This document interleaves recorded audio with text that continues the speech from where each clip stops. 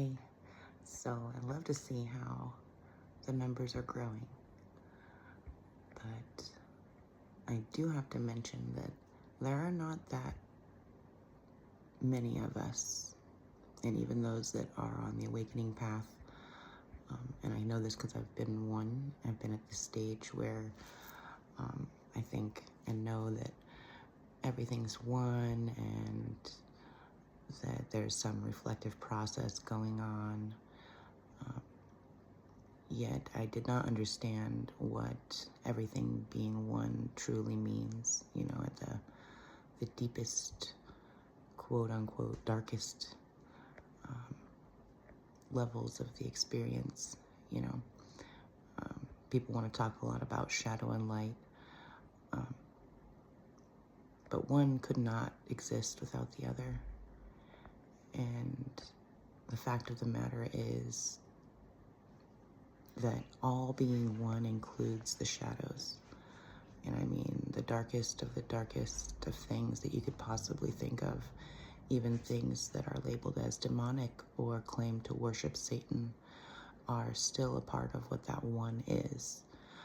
No, it does not mean that you agree with the things that are being done or choices that are being made because of ripples that are playing themselves out, but they are in fact one. They are also a fragment of God. You can take this to an extreme level too if you want, because there is a potential that there are sets of beings of all different kinds that monitor the earth and do this and that and understand energy and possibly manipulate it. And I mean, the list can go on of the negative agendas that have been tied to dark, shadowy entities or beings. Some even call them like archons, or the Anunnaki, or they have these darker labels for certain things. Not only are they a part of the one, but when you get to a certain state of awareness, you begin to understand that what lies beyond all of it,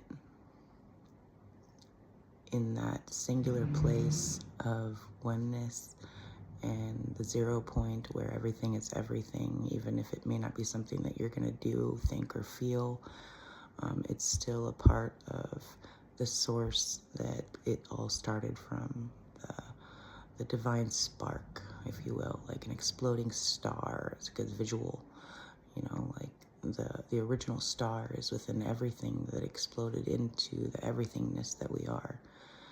And that lies beyond anything that would even be trying to control anything, right? And that's a really good focus point to have when you're focusing on who you are and what it is that you want to be doing in this world. Because those things that people keep talking about and the propaganda that's being played in order to turn one side against another side, or just make there be something to be dualistic against, like you don't forget the sides and whether they're pertinent, or not. They're being classified as separating, more fragmentation, if you will. And when you really understand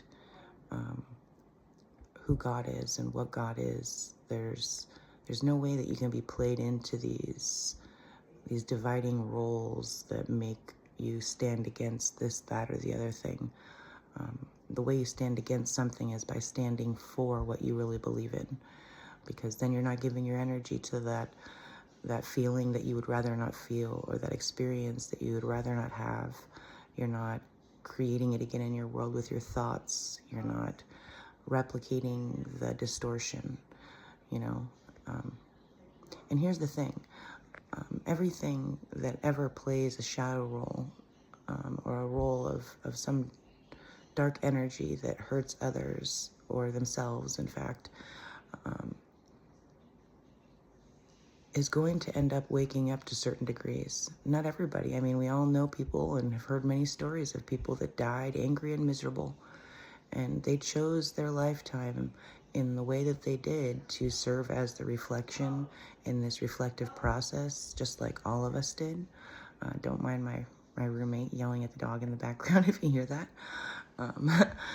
But we all chose our roles, you know, like I would not know or be in the state of awareness that I am, and I wouldn't hold it if I did not have the catalysts that we like to label as shadows or dichotomies to what it is we feel or believe to be true.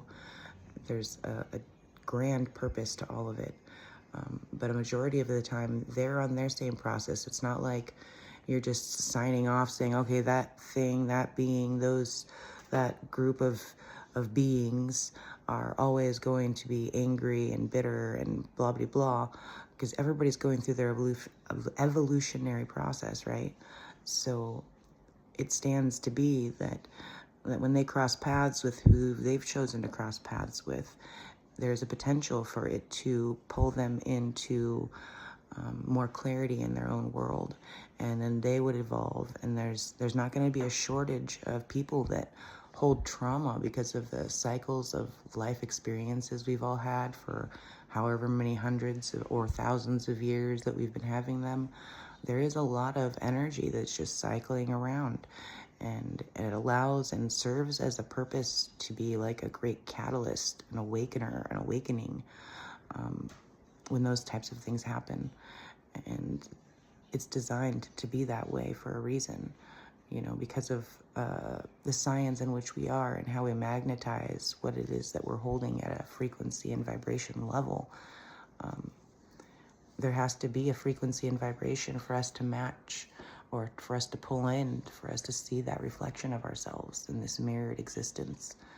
And if that wasn't the case, we wouldn't be going through any healing process whatsoever, but we are.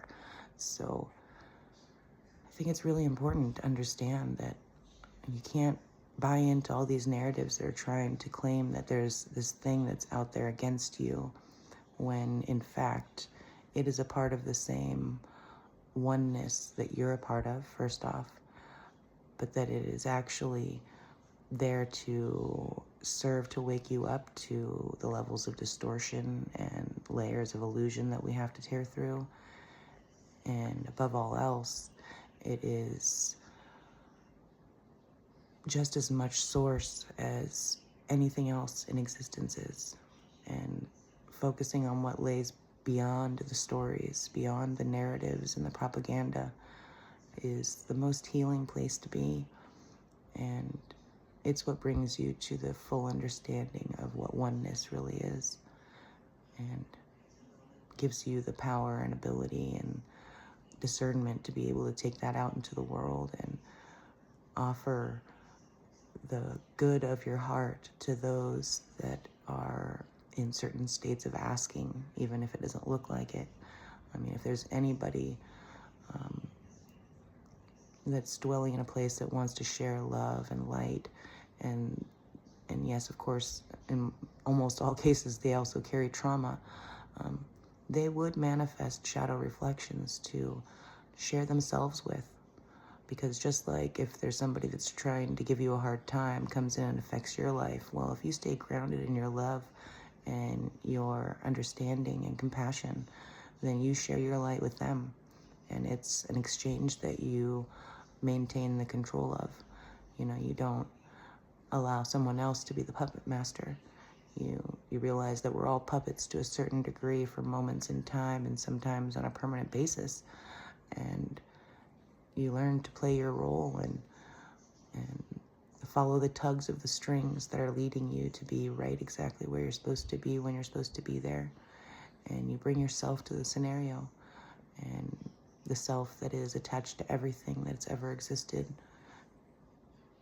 and allow that to be your superpower. Anyway, here's my rant for today. Have a good day.